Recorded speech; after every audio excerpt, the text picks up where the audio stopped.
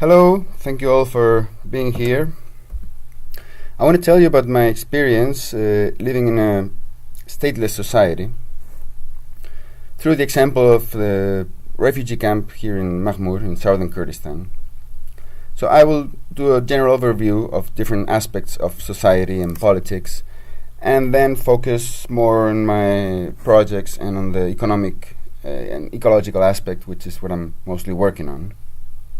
So I'm just going to skip the historical part, and I'm going to give a overview of a geographical situation right now. This is a map of Syria and part of Iraq.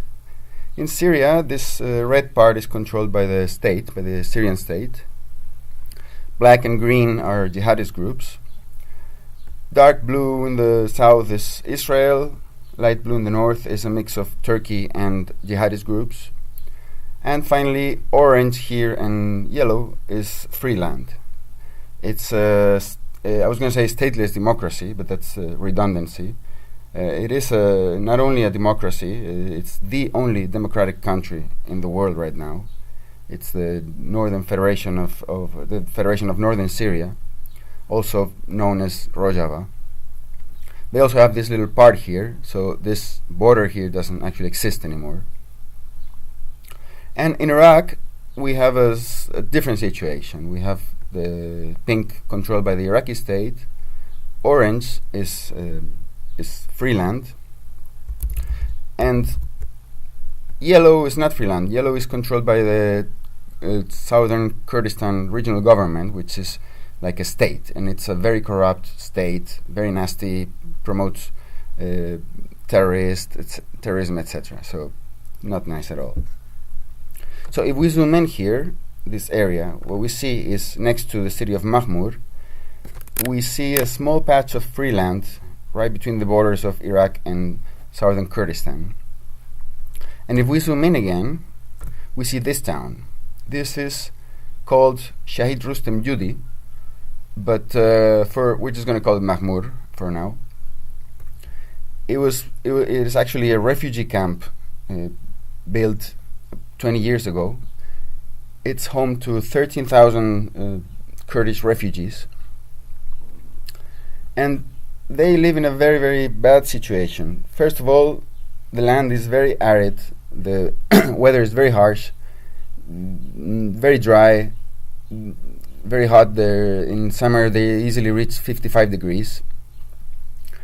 And also, they have no support at all from any state or from any NGO organization, etc. There's no Red Cross, no UN, nothing. In fact, they are constantly being harassed by both the Iraqi government and the Kurdish government. And also, sometimes bombed by Turkish airplanes.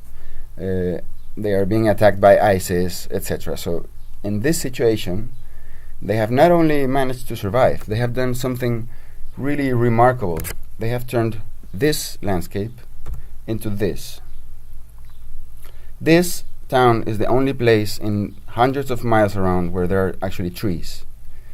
There are all kinds of plants and animals. It's alive, and it's really an exception in the area. Every family has a little garden. They are more or less self-sustained. They have animals, as I said, and so on. So the question is, how, in these conditions, how have they achieved to do such a thing? And the answer, in my opinion, is they are organized. They are organized according to a system called democratic confédéralisme. In fact, this is where it started. This is the first place where this system was implemented, and then it was copied in Rojava and other areas. So this system is based on three main values, three main principles. One is direct democracy, which comes from the ideas of Murray Bookchin of libertarian municipalism. It's a bottom-up system where all the power is concentrated in the communes, and then it goes up from there. Then there's women liberation. Classical socialist movements in the West have been obsessed with the overthrowing the capitalist system. But here they see capitalism more as a consequence. They realize that capitalism depends on the nation-state system. Without nation-states, capitalism could not be sustained. And in turn, nation states are sustained by patriarchy. So the patriarchal system is the key, the thing that we have to attack. So instead of going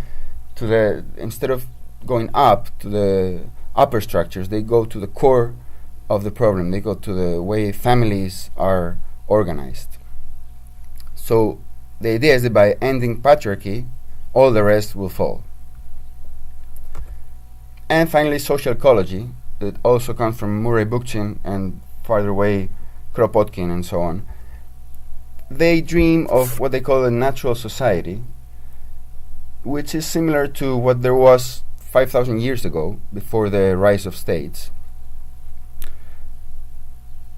And these ideas are very well explained by Abdullah Öcalan, the leader of the PKK, the Kurdish liberation movement, in his books, especially in a book called Manifesto for a Democratic Society, which I recommend to all of you to read. And he talks about what he calls the capitalist modernity, and proposes a shift from this, which is what we have now, and proposes to shift to what he calls the democratic nation through a revolutionary process. In terms of organization, in practical terms, families, a few families are organized into a commune. These numbers are here for Makhmur, but the system is exactly the same in all the places where it's implemented. So these communes, as I said, hold all the legislative power, and then they are organized into larger structures, neighborhood districts, etc. But each level has less and less power. The municipality is just a mere administrative organ which just takes care of keeping the streets clean and so on, and basically just executes the orders from below.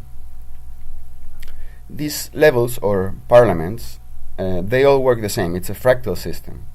Each of them have an assembly, and all the assemblies are the same. They always have two co-delegates or co-presidents. I don't know. It's more co-delegates because they have quite little power, actually. They're more almost like spokespersons.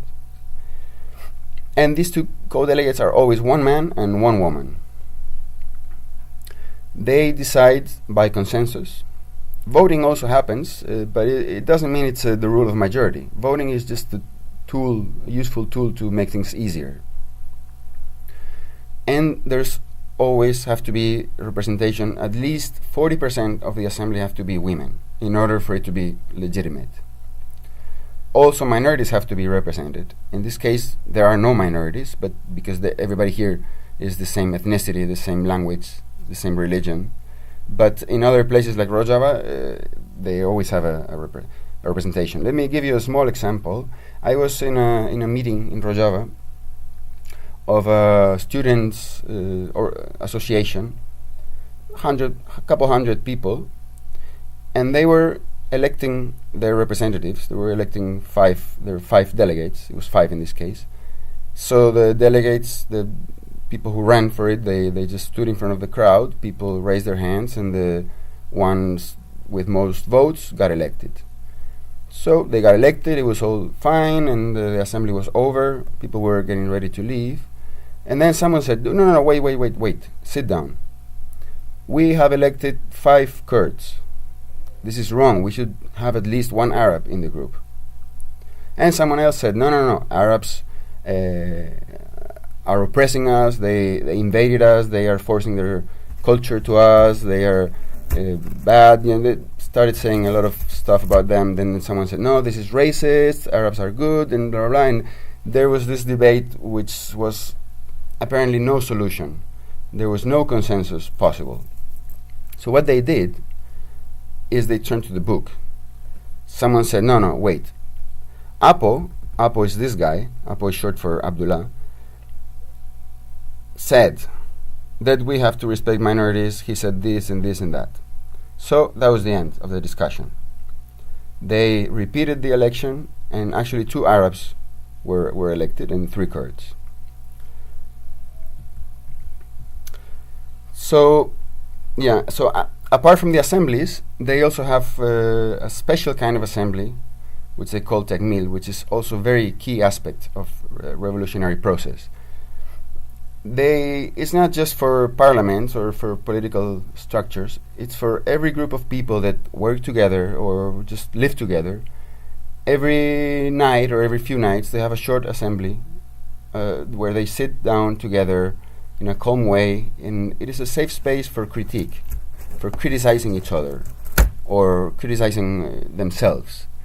Because usually in social movements there's no time for that, there's no time for emotional stuff, so conflicts start to build up, they escalate, and it gets messy. So there needs to have a safe moment, special moment for this, where people are open to receive critique and to give it. And if anybody receives a critique, they are obliged to take it, to accept it, even if they don't understand, even if they don't agree. They should think about it and use it to improve themselves. So this is how groups get strong. So I talked about women. Women, of course, is the main subject of this revolution. And the way women liberation works is, well, first of all, political representation. I already mentioned it. They also have their own institutions. There's in every town, in every population, they have a women house. And also, all institutions have like a women's section. There's the youth movement, and there's the women youth movement. There's the police, and the women police, and so on. They also have the right to defend themselves. So they have their own armed forces, which is called YPJ, which have to respond to no one. They are completely independent, and they are at the same level as the regular one.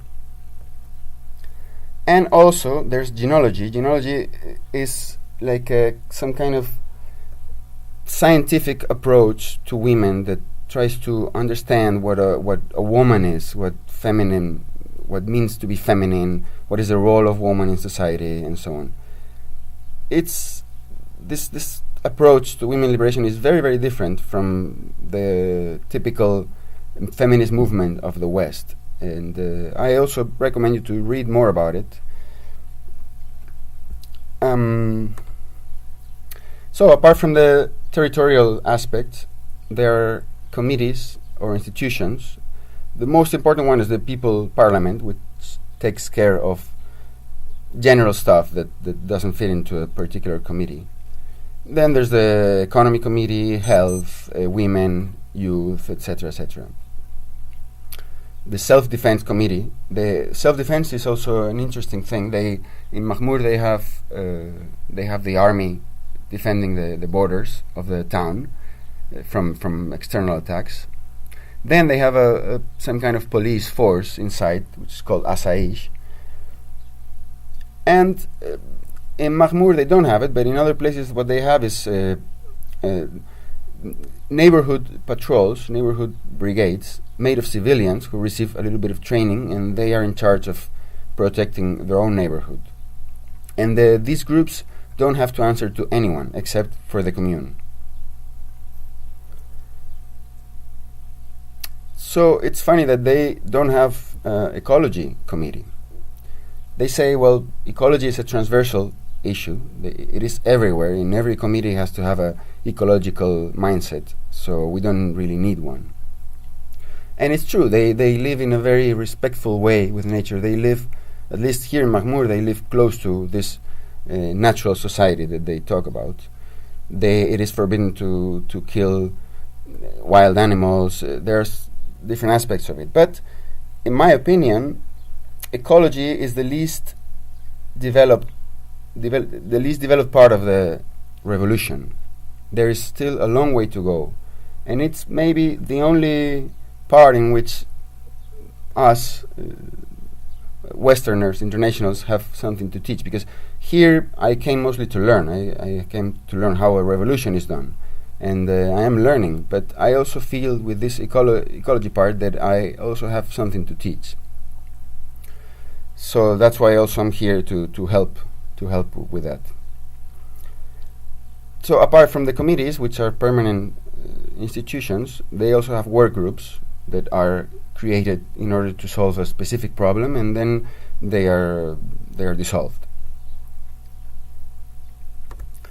So here are some examples. This is the youth movement. They have a house where they meet, they organize political actions, movies, talks. I don't know. They have a newspaper. They make videos and so on. They also have, of course, the women youth movement. Art and culture is not a minor thing because the Kurdish culture is forbidden and highly repressed in all the states where Kurds live. So just the act of speaking Kurdish, reading a Kurdish book, singing a Kurdish song is in itself a revolutionary act. And the Kurdish culture is highly threatened. All the states do a great effort to make it disappear. So defending it and protecting it is also very important. They, for example, have this open air theater where they do many activities. Of course, it's open and free to everyone. They have a really cool art academy. They have a library. They have different things related to protection of the Kurdish culture. This is a traditional wedding. Weddings are made outside and they're open. Anybody who walks by can just join. And this is what they're doing here is it's called govend. It's a traditional Kurdish dance. Of course, it's communal. It's collective. And in every Kurdish gathering, you will always see this kind of dance.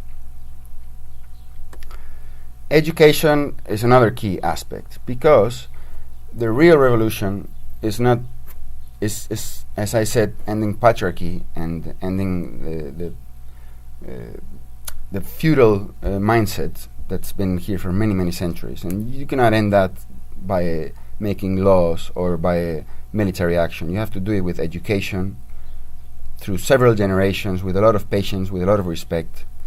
So here they have lots of schools from kindergarten to primary school, secondary, high school. They have an academy, which you can see down here. This is kind of a campus, and around it there's the academy and several schools and stuff, the library and so on.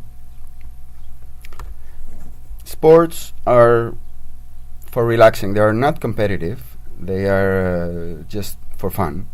They have different leagues, different groups. This is the football match of the Old People's League. You have to be over 45 to play.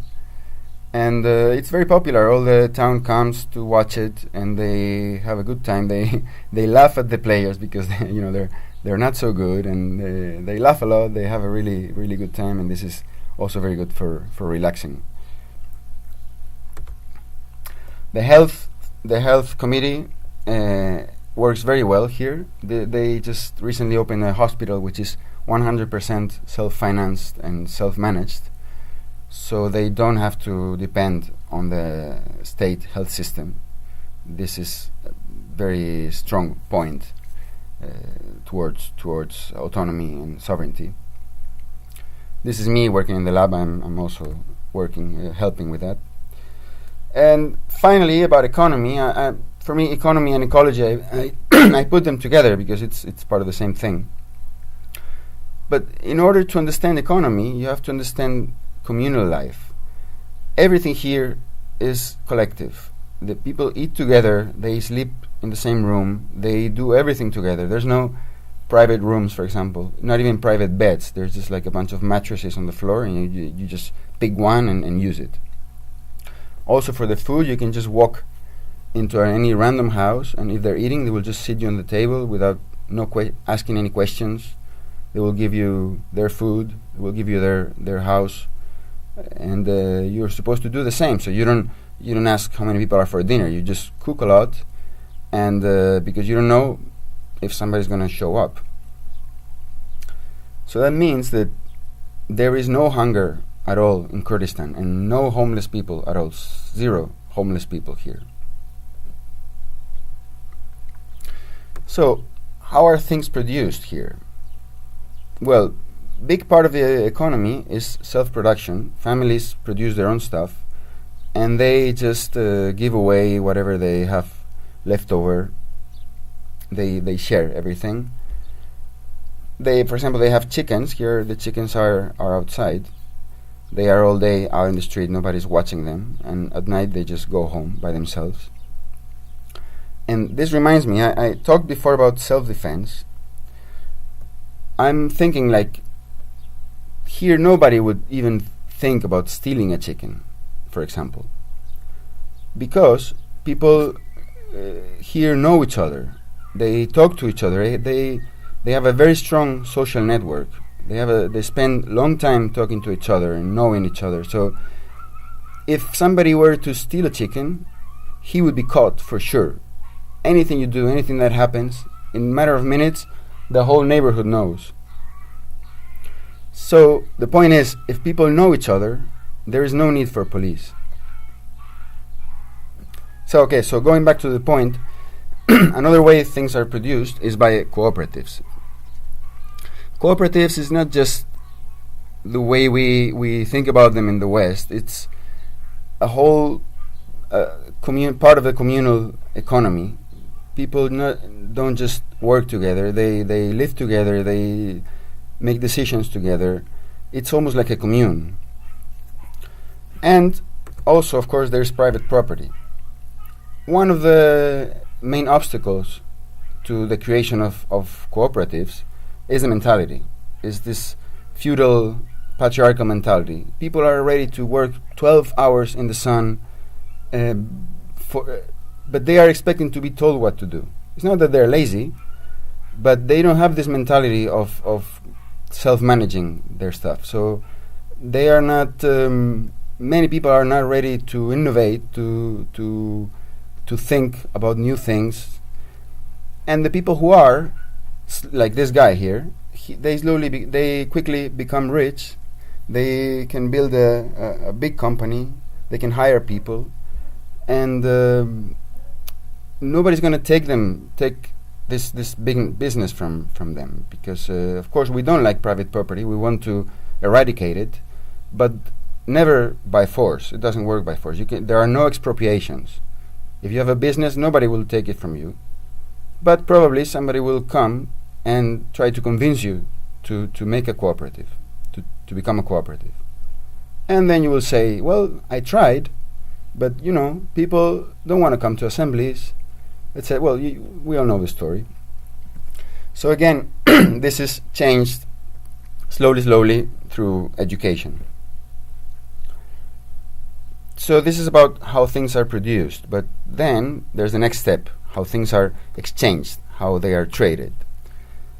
So first of all, there's this gift economy, which people just share what they have for the things that are produced inside. But for many things that come from outside, there are small family business, there are shops, and the shops, they also have their own committee, their own assembly. They get together and they decide together. And for example, there's a shop cooperative where several shops get together and they do a bulk purchase from the city at low prices, and then they resell also at low prices. There's an agreement of a maximum price, and nobody can sell over this price. Most shops are small, most businesses are really small, they are really family business. This in the picture is an exception. It's the only big supermarket there is. Of course, I don't agree with this, I don't like it. The people in the movement of the movement here don't like it, but it's there, it's respected.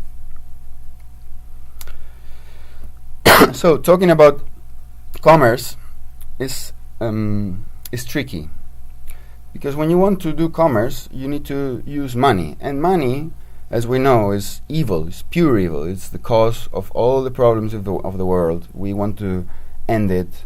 We want to live in a society without money, and so on, because money is the tool used by the capitalist system, by the state, to extract value, to extract wealth from communities, and to concentrate it in a few hands, what the Occupy movement calls the 1%.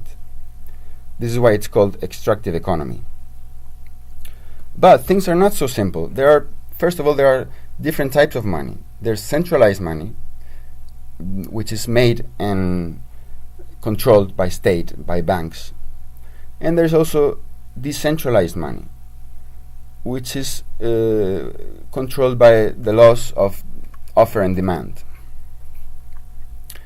I am a member of the Fair Coop local node in Bashur, and Fair Coop, in Fair Coop we believe in something that we call fair economy. So apart from the extractive economy, there's fair economy, in which you can either use fair money or no money at all. So no money at all can be either gift economy, which I already talked about, where there is no accountancy, there is no debt, nobody owes anything to anybody. And this works very well all around the world. Everybody is using it inside their family, for example. And of course, it's the perfect, ideal system that we all love and that we all strive for, and that eventually one day the whole world will work like this. But nowadays it has some limitations. So for those limitations, if you don't want to use money, you can use barter. You can just exchange one thing for another thing.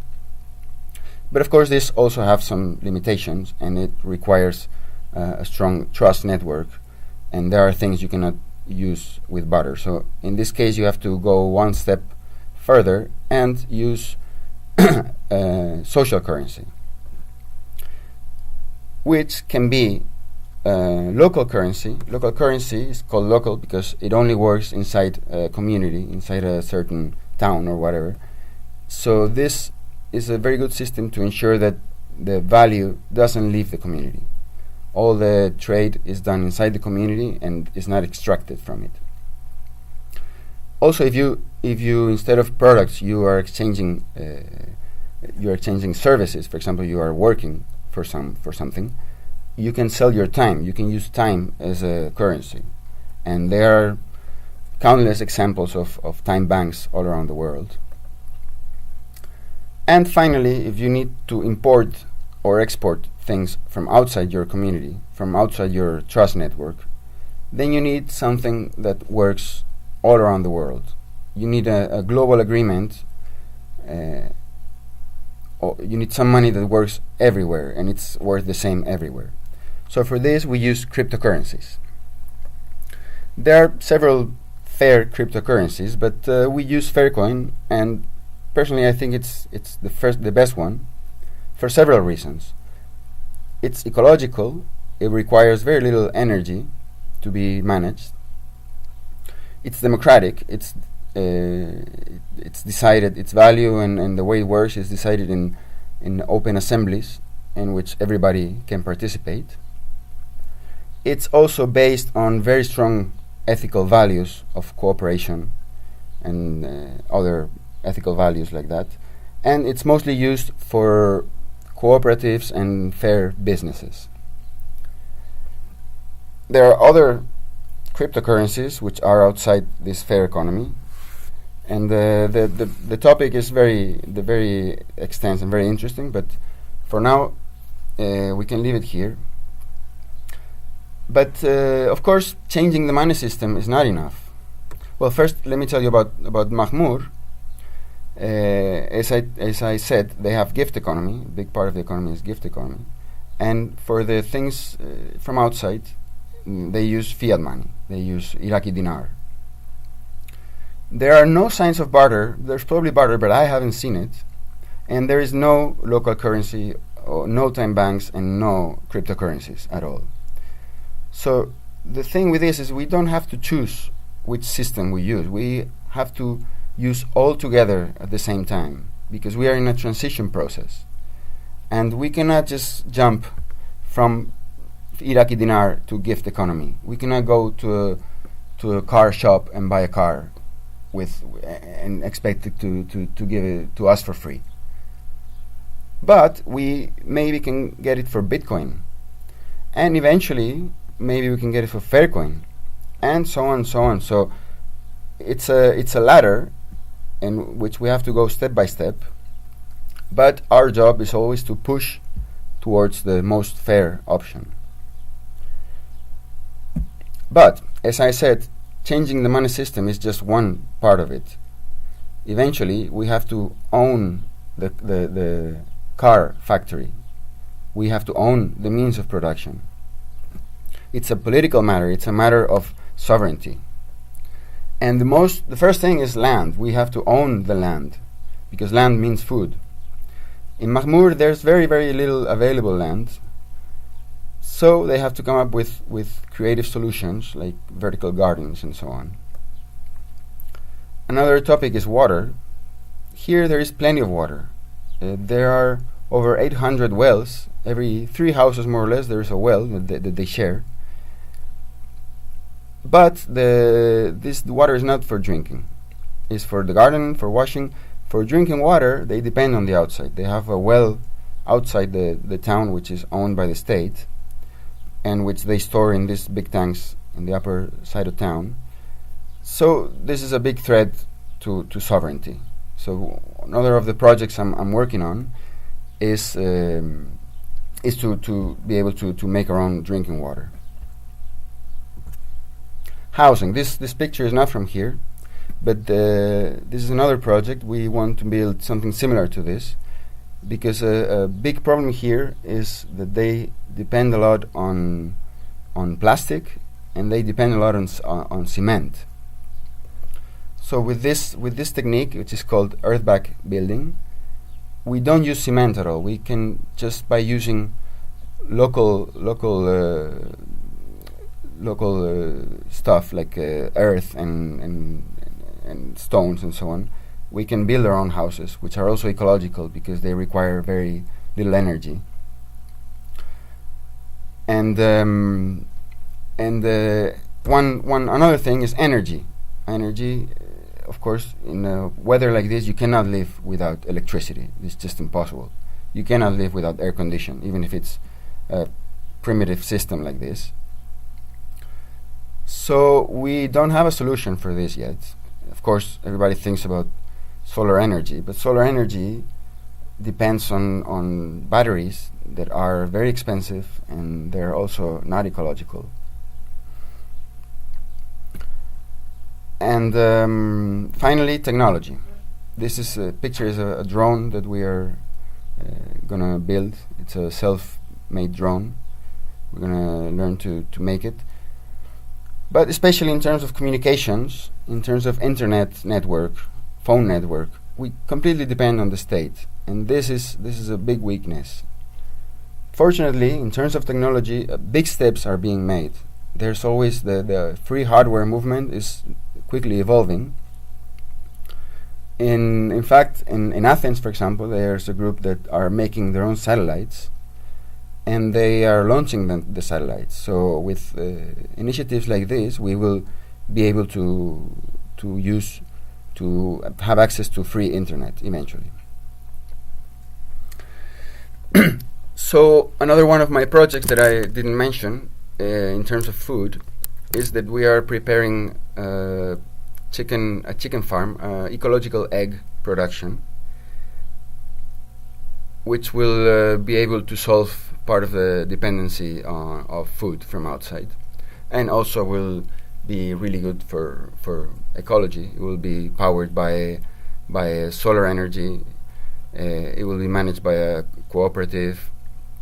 So I would recommend you to get more information about this, and to tell everyone about this, and to support it, because we need a lot of help to make it. So for me, this is it. But before I finish, I want to give a little tribute to the martyrs, to the people who gave their life for the revolution. This is just a tiny fraction of them, and these people are really leading the way. And I wish we could take example from them and be willing to give our lives, because this is not just about Kurds or about the Middle East or about women. This is about the liberation of humanity. And if 10% of us were 10% as brave as determined, as committed as these people, we would already be living in a free world.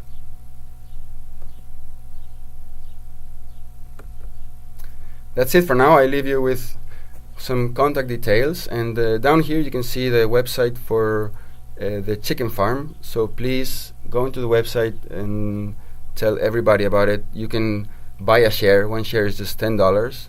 So if we all cooperate, we can make it possible. I am now open to your questions, comments, critiques, or whatever. So thank you very much for listening, and here I am for whatever you need. Thank you.